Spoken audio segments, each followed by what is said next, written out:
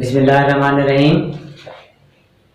आज HP news 99 के programme में एक ऐसी शख्सियत मौजूद हैं जो किसी तारुफ की मोहताज नहीं है, जनाब फारूक अमजद राना साहब। फारूक अमजद राना साहब चार्टर्ड अकाउंटेंट है और बहुत बड़े समाजी वर्कर हैं। आज हम इनसे चाहेंगे कि ये हमें बताएं कि मौजूदा वबा कोरोना वायरस की इसका हल क्या है और इससे किस तरीके से निपटा जा सकता है। जनाब फारूक अमजद राना साहब। औज़ु बिल्लाहि मिनश शैतानिर रजीम, बिस्मिल्लाहिर रहमानिर रहीम। सबसे पहले तो रमज़ान साहब मैं आपका शुक्रिया अदा करता हूँ कि आपने मुझे यहाँ तशरीफ़ आवरी का मौका दिया और आप एक अच्छे काज के लिए प्रोग्राम कर रहे हैं और मैं दुआ गो हूँ कि आप इस काज में कामयाब हों। और जहाँ तक ताल्लुक़ है कोरोना वायरस का, चूँकि मेडिकल मेरी फील्ड नहीं है, लेकिन अब तक बहुत सारा जो मवाद है, जो मटीरियल है, वो कोरोना वायरस के मुतल्लिक़ अवेलेबल है। और चूँकि मैं इंपोर्ट को देख रहा हूँ, आलमी मईशत को भी देख रहा हूँ, और काफ़ी अरसे से जब से मतलब ये जैन और फरवरी से ये चीज़ें चीन के सूबा वुहान से हाईलाइट हुई हैं, तो मैं इंटरनेशनल मीडिया को भी वॉच आउट कर रहा हूँ। तो इस हवाले से मैं कुछ चीज़ें जो है ना वो गोश गुजार करना चाहता हूँ। सबसे पहले, जैसे आप सब लोगों को पता है कि इसकी जो अलामात हैं वो क्या क्या हैं। उसमें सबसे पहली जो अलामत है वो ये है कि जो कोरोना वायरस का मरीज होता है उसको खुश्क खांसी आती है। दूसरी अलामत इसका नज़ला ज़ुकाम है, बॉडी में पेन होना, और सबसे बड़ी जो अलामत है इसकी वो सांस में दुश्वारी का आना है। अब देखना यह है कि जो नज़ला ज़ुकाम है या बुखार है, ये सारे अमूमन सर्दियों में, जो पाक व हिंद का जो मौसम है सर्दियों का, ये बीमारी आम है और हर दूसरे तीसरे शख्स को ये बीमारी सर्दियों में होती है। तो देखना यह है कि कोरोना वायरस खतरनाक क्यों है। उसकी मेन 2 से 3 वजूहात हैं। आलमी तौर पे यह खतरनाक क्यों है और ख़ास तौर पे पाकिस्तान में क्यों खतरनाक है, इसकी 2 मेन वजूहात हैं। आलमी तौर पे यह खतरनाक इसलिए है कि इसकी जो स्प्रेड आउट है वो बहुत ज़्यादा तेज़ है। इसकी तकरीबन कोई 2 से 250 इकसाम है और ये पहला वायरस है जो कि निज़ाम तनफ़्फ़ुस को तबाह बर्बाद कर देता है। तो एक तो ये खतरनाक इसलिए है कि ये डायरेक्ट अटैक करता है सांस की नाली पे, फेफड़ों पे, उनको डैमेज कर देता है, जिससे जो मरीज है उसकी सडन मौत वाक़या हो जाती है। और दूसरा, जैसे मैंने पहले अर्ज किया कि इसका जो फैलाव है वो बहुत ज्यादा तेजी से फैलता है। अब पाकिस्तान में ये 2 वजूहात तो इसकी हैं खतरनाक होने की। अब पाकिस्तान में इसकी बड़ी वजूहात इससे अलग है। पाकिस्तान में एक तो वजह है मजहबी रुझान। लोग आज के दिन तक इस बीमारी को, इस वबा को सीरियस नहीं ले रहे। और जैसा कि लोग कहते हैं कि जी अगर मौत आनी है वो तो घर में बैठ के भी आ जाएगी। हुजूर अलैहिस्सलाम ने फरमाया, वाज़ेह हदीस मौजूद है जिसका मफ़हूम ये है कि अगर किसी भी शहर में कोई वबा फैलती है और आप उस शहर में मौजूद हैं तो उस शहर को ना छोड़ें, और अगर आप उस शहर से बाहर हैं तो उस शहर का रुख ना करें। और अब देखना यह है कि यह हदीस क्यों बयान की गई है।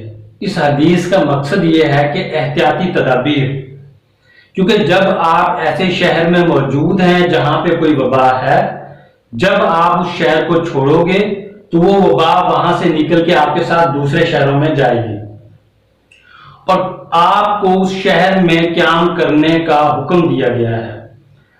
अब देखना यह है कि दीन एक मुकम्मल ज़ाब्ता हयात है कि जब आपको हुक्म दे दिया गया कि उस शहर में आप क्याम करें और उस बीमारी की वजह से अगर आपकी डेथ हो जाती है तो आपको 100 शहीदों के बराबर सवाब मिलेगा। और इसी तरह आपको मना किया गया कि आप उस शहर में ना जाए जहां पे वबा है। जाने के लिए इसलिए मना किया गया कि जब आप वहां पे जाओगे तो बीमार होगे।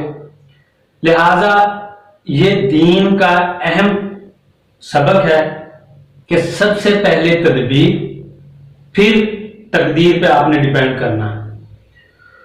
तो हमारे यहाँ चूंकि जिसको हम टिपिकली गली मोहल्ले के मौलवी, मैं कहूंगा कि जो गली मोहल्ले के मौलवी हैं, अब एक ऐसे भी मैंने मतलब क्लिप देखा जिसमें वो कह रहे हैं कि जी मैं आपको कहता हूं कि जी जाएं जखियां डालें, अगर आपको कोरोना वायरस हुआ तो मुझे लितर मारना। मतलब ये मैं वीडियो देख रहा था, जबकि हमारे जो जय्यद उलमाए किराम हैं, मौलाना तारिक जमील साहब, उस्मान तकी साहब, मौलाना इलियास कादरी साहब और अल्लामा ताहिर कादरी साहब, वो सब के सब ये कह रहे हैं कि आवाम को घरों में रुकना चाहिए और इसका सद्देबाब तभी मुमकिन है। अब आते हैं हम इसकी एहतियात की तरफ कि इसकी एहतियात क्या है। 3-4 मेजर एहतियात है जो कि आप सब लोगों से सुन रहे हैं कि हाथों का धोना, मास्क का पहनना और 1 मीटर का फासला रखना। तो ये बहुत जरूरी एहतियाती तदाबीर हैं। इसमें 2-3 चीजें आप मजीद ऐड कर लें जो हमारे नाजरीन देख रहे हैं कि आप दिन में 3 से 4 मरतबा नीम गर्म पानी करके उसमें नमक डालें और 3 से 4 दफा पूरी फैमिली, अगर इससे ज्यादा दफा हो सकता है तो गुड, अदरवाइज 3 से 4 दफा गरारे करें। बेसिकली आप जैसे सर्दियों में नज़ला जुकाम की और बुखार की ट्रीटमेंट करते हैं, इसी तरह आपने कोरोना वायरस की ट्रीटमेंट करनी है, क्योंकि इसकी अभी तक प्रॉपर कोई इलाज नहीं है, कोई मेडिसिन नहीं है, कोई वैक्सीन इसकी अभी तक दरियाफ्त नहीं हुई। तो आपने वही पैनाडोल का सिरप लेना है, जो खांसी का सिरप आम मेडिकल स्टोर पे अवेलेबल है वो लेना है, आपने पैनाडोल लेनी है। लेकिन आपने अपने तमाम घर वालों को इस चीज की तंबीह करनी है कि आप हर 15-20 मिनट बाद साबुन से अच्छी तरह हाथ धोने, और हाथ धोने का जो दौरानिया है वो 20 से 25 सेकंड होना चाहिए। सुबह शाम जब सूरज तुलू होता है और गरूब होता है तो कम से कम 1 घंटा आप वहां धूप में बैठे अपनी फैमिली को लेके, क्योंकि आप उस वक्त डायरेक्ट सूरज से विटामिन जो है वो ले रहे होते हैं। तो ये बड़ा इफेक्टिव है इसमें।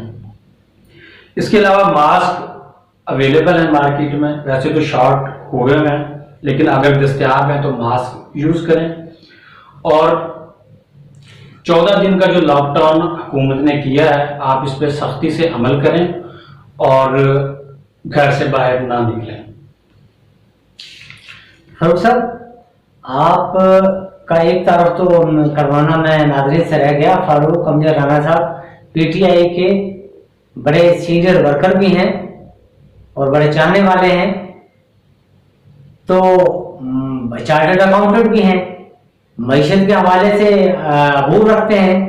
जनाब, हमारे मुल्क पर कर्जों का बोझ चढ़ा हुआ है, ये बीमारी आ गई और बीमारी की वजह से फैक्ट्रियां भी बंद हो गई, लॉकडाउन हो गया, मईशत का नुकसान बहुत ज्यादा हो गया। मैं ये समझता हूं कि हम ये बर्दाश्त नहीं कर सकेंगे। आप दुनिया से यानी वर्ल्ड नेशन से, अरब अमारात से, जिन लोगों से हमने कर्ज लिया हुआ है और जिनसे हम वर्ल्ड बैंक से, जिनसे हम और उम्मीद रखते हैं, IMF से, आप उनको क्या पैगाम देना चाहते हैं?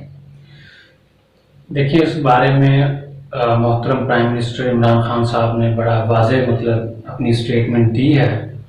उन्होंने जो आलमी इदारे हैं, फाइनेंशियल इंस्टीट्यूट हैं, उन्होंने ये क्लियर ऐलान किया है और रिक्वेस्ट की, अपील की है सब लोग इदारों से, जितने भी मालियाती इदारे हैं, कि जो पाकिस्तान जैसे तरक्की याफ्ता ममालिक हैं उनके कर्जे माफ किए जाएं और जो इकसात ड्यू हैं उनको मजीद मतलब उसमें जो है ना ग्रेस पीरियड दिया जाए। डेफिनेटली इस वक्त तमाम दुनिया जो है वो लॉकडाउन की तरफ जा रही है और बहुत सारे जो ममालिक हैं इवन दैट के जो डेवलप कंट्रीज हैं वो भी इस वक्त लॉकडाउन कर चुके हैं। आपकी railway line, transport, public transport, airlines सब की सब जो है ना वो बंद है इस वक्त और फैक्ट्रीज, कारखाने, शॉपिंग मॉल्स, शॉप्स तमाम बंद हैं। तो इससे मईशत पे बहुत गहरा मनफी असर पड़ेगा।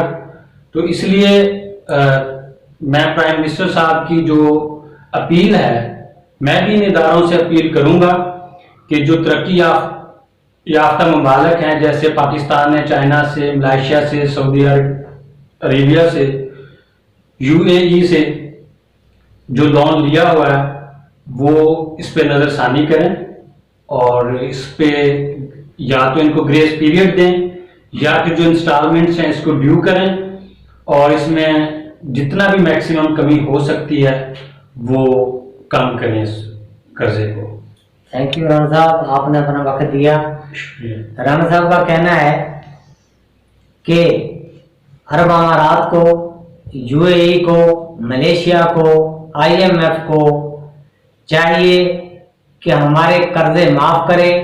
हमारे पीएम साहब ने अपील की है दुनिया से कि हम एक गरीब मुल्क हैं और हम वाकई ही गरीब हैं। इस बीमारी से हमारा मुआशी बहुत ज़्यादा नुकसान होगा जिसके हम मुतहम्मल नहीं हो सकते। हमारी भी दुनिया के लोगों से, आईएमएफ से ये अपील है कि पाकिस्तान के कर्जों को माफ किया जाए और इस बीमारी से लड़ने के लिए हमें मजीद माली मदद दी जाए।